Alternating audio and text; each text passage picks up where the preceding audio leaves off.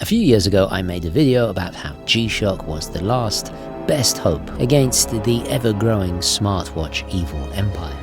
Your feeble skills are no match for the power of the dark side. But since then, just like the massive plot twist of Vader killing the Emperor, another brand has unexpectedly stepped into the limelight like an inadvertently chosen young Jedi eager to clash lightsabers with the dark side. Shedding its former shopping mall stigma and QVC-era aesthetics. And it's all stainless steel, too. Did I say that? No, we did. If you saw this in a magazine ad, you would think, oh my goodness, how much is that? Oh my god, what on earth is that? Sorry, as I was saying, Bulova has been going from strength to strength in recent years. So together with the newest generation of G-Shocks, how and why are they collectively becoming our own horological Obi-Wan Kenobi? Help me, Obi-Wan Kenobi. You're my only hope. Okay, hi guys, and welcome to the show. Now, the war room isn't quite ready yet. I'm still hanging pictures of watches and installing air conditioning and shelves and all the rest of it, so stay tuned for the big reveal. In the meantime, I'll do a wristwatch check wearing the Explorer on the Coloreb. This is the Spoleto, tutto fatto a mano, and I bought it from Hobens. I still haven't found a better luxury strap maker for the money and the quality. But anyway, I'm not talking about this today. I'm going to go to my temporary studio, which is, of course, for the moment, until this is ready, Central Park. So, let's go.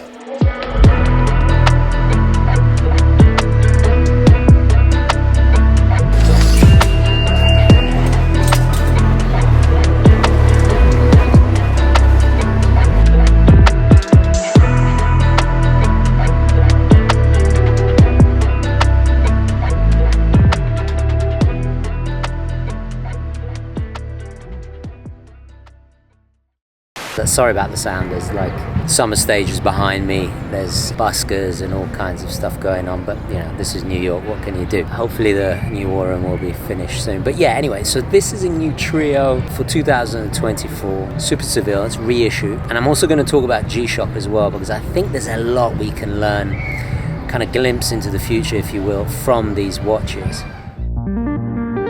Shortly, you'll see precisely how they reveal critical glimpses into the future, no matter if you love, loathe, or are indifferent to both of these watches. This affects us all. The journalistically compromised watch media, in big sarcastic quote marks, will tell you everything is absolutely fine and dandy. They are about as biased as when Benzino co-owned part of the Source magazine and was giving his own albums 5 mics. I don't want to go through, I don't want to talk about it no more. I don't want. For 22 years, every time I do an interview, they ask me about Eminem. It's that messed up. And while certain forecasts do look peachy, it's almost always towards the higher end of the watch tiers. We've all seen The Wire, and we know what juking the stats means. It's not the same industry of 10 years ago, back when I first started YouTube as a clueless coffee-making sharemo. We really didn't know how lucky we had it. You could pick up an iconic automatic Seiko SKX, an ISO professional rated diver for less than $200. Shut up and take my money! The entry level to Swiss made started for only $100 or so more. In fact, you could buy a very decent used Omega, Cartier, Breitling, or even a pre-Billy Berg hipster stigmatized Tudor for just over $1,000. But it's not just natural inflation. Cue the sinister music. There's a little more to this than the insidious watch world Illuminati would have you believe. Right now, the whole industry is teetering on a precipice, the edge and height of which, along with the terrifying consequences, has not been seen since the years following the introduction of quartz technology and the subsequent crisis of the 1970s and onwards. We are, of course, talking about the smartwatch crisis. It took quartz decades to decimate the traditional industry, while it has taken Apple only a few short years, which is a staggering amount of watches. And don't tell me you haven't noticed, they are absolutely everywhere. I feel like I'm back in the Black Forest on him. an urban version. About 80 million mechanical watches are produced worldwide every year. Smartwatches have just overtaken that. But what's interesting is it took mechanical watches almost a century, actually over a century, to get to that number, whereas it only took smartwatches, what, half a decade? Not even that. Pazzesco. The lack of individuality and stylistically challenged mindless conformity is starting to make us enlightened enthusiasts feel like we are the only real humans left in some kind of technophilic version of Invasion of the Body Snatchers.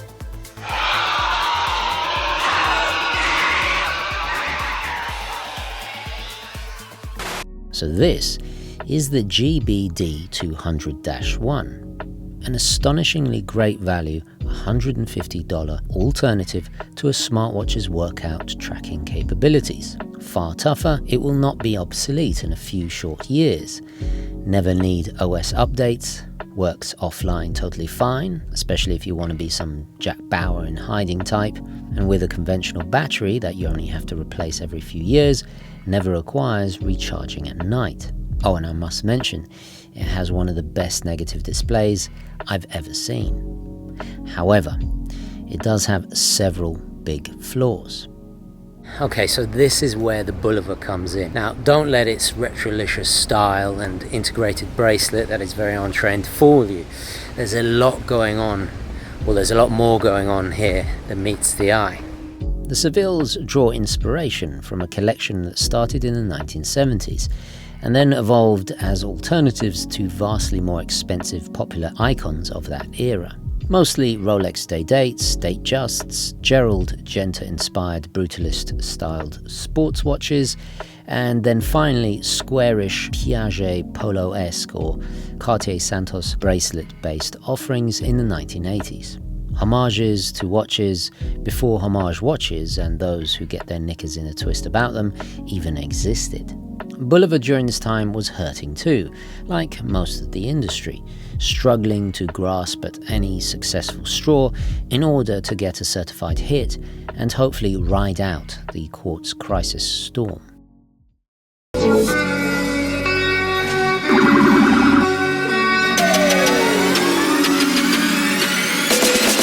So why is this Super Seville so important?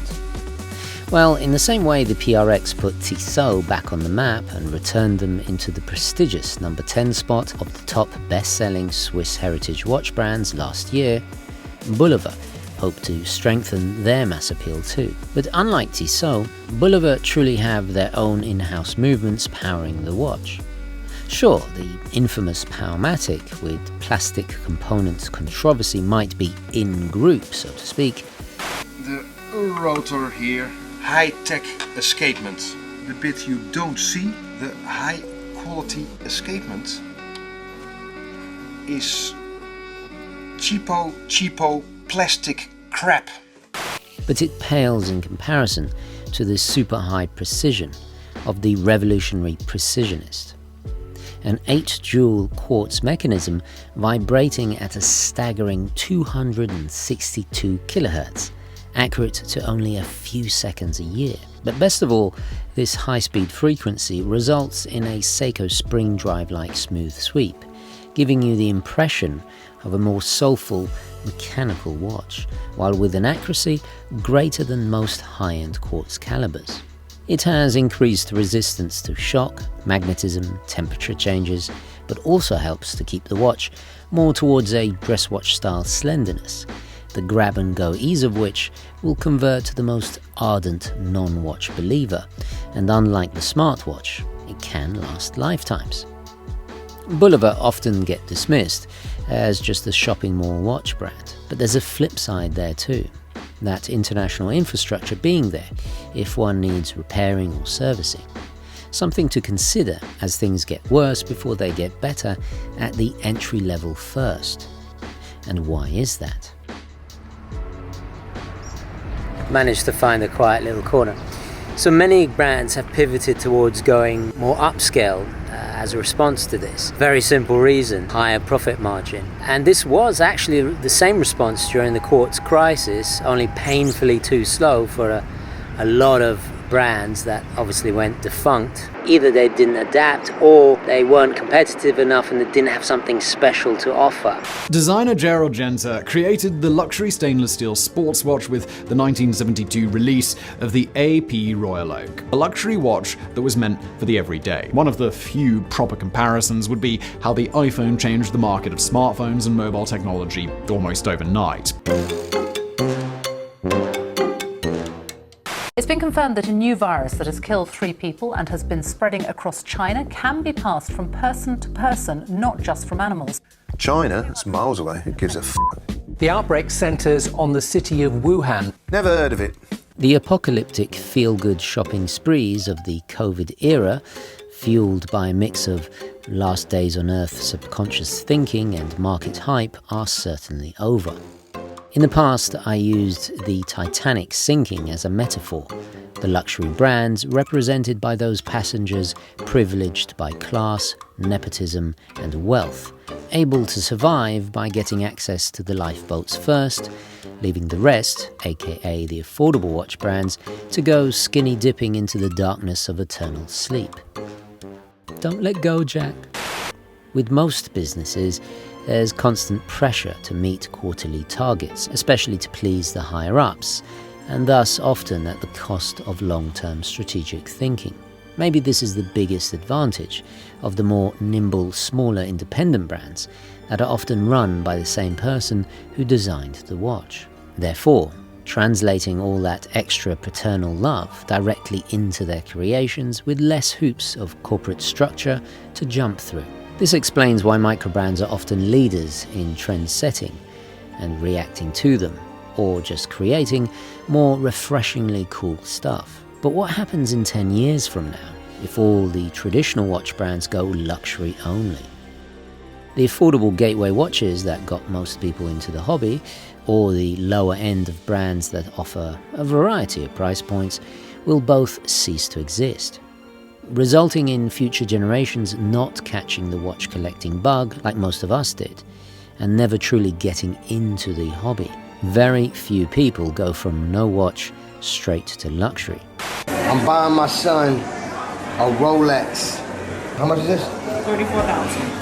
There is, of course, always exceptions. So this key battleground in equally priced alternatives to smartwatches will then be lost, strengthening the power and never-ending hordes of the Apple Watch clone army, and further accelerating traditional watches as being only for those with deep, newly moneyed pockets that want to flex like some kind of 21st century Medici, or an esoteric niche for the uber-nerd Simon Quinlarks of this world.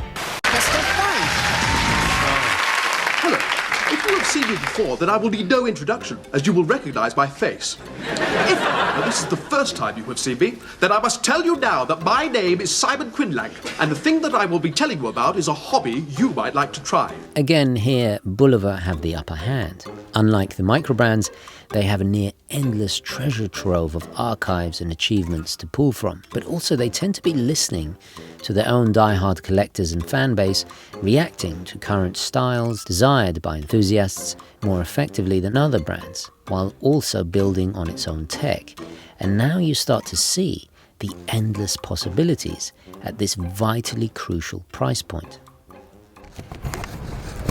There we go. Lodge this between the three. Now, something that G-Shock gets absolutely spot on, and we talked about Benzino earlier, is their use of marketing. For example, the M&M Special Edition. They collaborate with fashion brands, with music artists, with film franchises, all kinds of stuff, computer games, you know, the Super Mario, for example. I think more than any other brand. Just look at the TV-shaped dial. It's not a blatant day-date or date-just design, despite what the obvious fluted bezel suggests. For those who know Bulova's history, they will remember one of the most beloved Accutrons was also produced in this shape. This nod to their own legacy makes it a little more original to Bulova and will cleverly win over fans in the know, while simultaneously ticking the current integrated box trend. Clever stuff indeed. So I'm going to pause the video in editing right there. What is the negatives of the Bulova. Is that the plural? I'm not quite sure.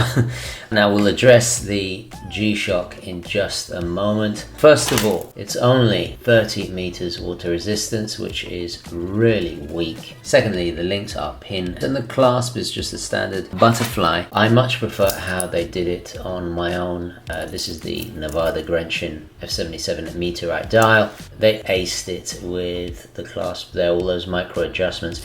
You do get smaller links to get a more precise fit. Last negative, this is an original. I've been very generously lent in. But if I compare it side by side, you'll see that the dial has a little bit more luster. Right, back to the video. Together, this dynamic duo costs not much more than the higher-end steel Apple Watch in total. And just think about that for a second. Between the two, you basically have a do-it-all collection that can last you lifetimes by two horologically legendary watch snob-proof brands. But when it comes to giving the smartwatch a well-deserved ass-kicking, the G-Shock undoubtedly has one big negative. Despite being the ultimate faithful field watch or a perfect gym buddy, it's far from fitting for formal sartorial or situational versatility. Even with their highly accomplished analog offerings, they are pretty much limited to a digital or quartz tool-based design language. While beautifully updated here, it's always got that aggressive instrument style, like it's from some kind of Verhoeven 80s to 90s retro-futuristic Robocop, Total Recall or Starship Trooper universe.